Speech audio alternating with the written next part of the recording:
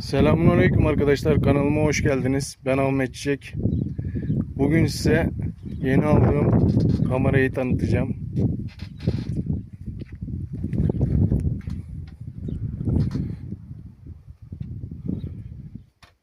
Bugün ilk çekimimizi yapacağız. Kafa kamerası.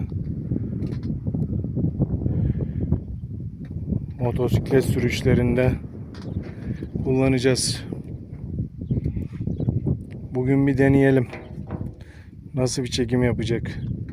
Güzel videolarımızın devamı gelecek. Herkese iyi günler diliyorum. Kendinize iyi bakın.